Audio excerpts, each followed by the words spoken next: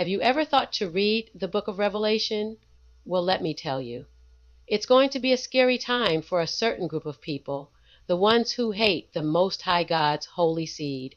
You know, the ones who resemble him with their woolly hair as mentioned in Daniel chapter 7 verse 9, Revelation chapter 6 verses 15 and 16.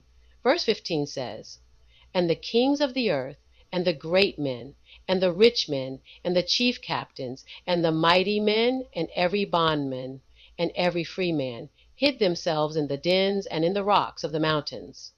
Verse 16, "And said to the mountains and rocks, Fall on us, and hide us from the face of him that sitteth on the throne, and from the wrath of the Lamb." There's a divine reason why black people of the world can't seem to get it together. Read Deuteronomy chapter 28 and Leviticus chapter 26 and realize that God placed his holy seed under a deep slumber. Here, let me prove it with a couple of passages. Deuteronomy chapter 28 verse 44 says, "They were once the head, but the word declared, He shall be the head, and thou shalt be the tail." Verse 48 goes on to say, "Thou shalt serve thine enemies in hunger, thirst, and in want of all things." Since the nation of Israel was a stiff-necked people and needed to learn the hard way, the Most High God gave them a spirit of slumber. He also allowed the enemy to oppress them. Here's proof. Read Psalm chapter 83 verses 3 and 4. "They have taken crafty counsel. They have said, Come, and let us cut them off from being a nation, that the name of Israel may be no more in remembrance." But Baruch chapter 2 verses 30 through 32 says, "For I knew that they would not hear me, because it is a stiff-necked people.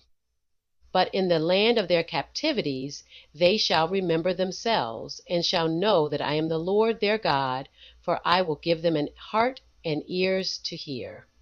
Zephaniah chapter 3 verses 19 and 20 says, "Behold, at that time I will undo all that afflict thee, and I will save her that halteth, and gather her that was driven out, and I will get them praise and fame in every land where they have been put to shame. At that time will I bring you again, even in the time that I gather you, for I will make you a name and a praise among all people of the earth, when I turn back your captivity before your eyes, saith the Lord." Mark my words when I say that the world will finally realize who black people are. We are the stiff-necked, hard-headed Israelites mentioned throughout the Bible. We are God's lost sheep, finally awakening as prophesied. Once everyone starts to understand this, you will look at black people in amazement. Wisdom of Solomon chapter 5 verses 1 through 5 is my proof. Listen to what it says. "Then shall the righteous man stand in great boldness. They shall be amazed at the strangeness of his salvation, saying, We fools accounted his life madness, and his end to be without honor."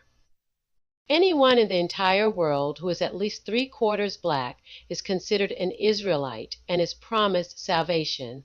All others must be found worthy. If I wasn't an Israelite and wanted to be redeemed, I would do my part to awaken the Most High God's lost sheep. I am Angie Boo, signing out. Peace.